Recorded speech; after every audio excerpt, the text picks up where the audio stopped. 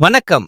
நம்ம இந்த வீடியோல பெர்முடா ட்ரையாங்கிள் என்றால் என்னவென்றும் அதில் நடக்கும் வினோதமான விஷயங்களை பற்றியும் பார்ப்போம்.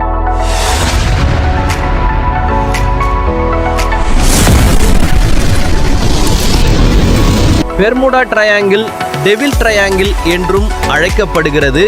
வடக்கு அட்லாண்டிக் பெருங்கடலில் உள்ள ஒரு தளர்வாக வரையறுக்கப்பட்ட பகுதியாகும். அங்கு ஏராளமான கப்பல்கள் மற்றும் விமானங்கள் மர்மமான சூழ்நிலையில் காணாமல் போயுள்ளதாக கூறப்படுகிறது. இது பொதுவாக மியாமி, பெர்முடா மற்றும் புவேர்ட்டோ ரிக்கோவின் சான் ஜுவான் ஆகியவற்றால் தோராயமாக எல்லையாக இருப்பதாக நம்பப்படுகிறது. தேதி டிசம்பர் 5, 1945.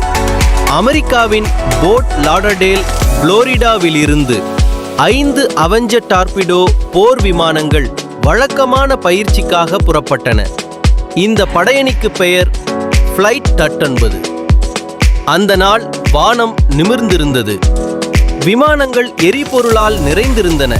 பைலட்டுகள் அனுபவம் வாய்ந்தவர்கள், ஆனால் அவர்கள் ஒருவரும் திரும்பி வரவில்லை. விமானங்கள் பெர்முடா முக்கோண பகுதிக்குள் பறந்து சென்றபோது அங்கு நடந்தது ஒன்றும் புரியாத விசித்திரம். எங்களுக்கு எங்கே இருக்கிறோம் என்று தெரியவில்லை என்று தளபதி லெப்டினன்ட் சார்ல்ஸ் டெய்லர் வானொலியில் செய்தி அனுப்பினார். இங்கு பசுமையான கடலும் இல்லை, எல்லாமே வித்தியாசமாக தெரிகிறது. அதன் பிறகு அவர்கள் தொடர்பு முழுமையாக துண்டிக்கப்பட்டது. உடனடியாக ஒரு பெரிய தேடுதல் மற்றும் மீட்பு படை அனுப்பப்பட்டது. ஆனால் ஆச்சரியமாக ஒரு துணுக்கு கூட கிடைக்கவில்லை. எந்த வீழ்ச்சிக்கவும் இல்லை. எரிபொருள் தடம் கூட இல்லை. விமானங்களும் மனிதர்களும் நெடுநீர் கடலில் மறைந்து விட்டனர்.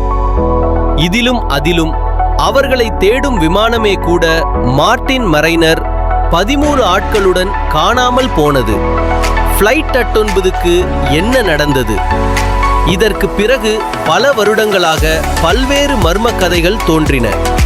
காந்தச் சிதைவுகள், கம்பஸ்களை குழப்புவது, எதிர்பாராத திடீர் புயல்கள், வெளிநில கடத்தல்கள், காலப்புழுக்கள், கடலின் அடியில் மூழ்கிய அட்லாண்டிஸ் நகரம்.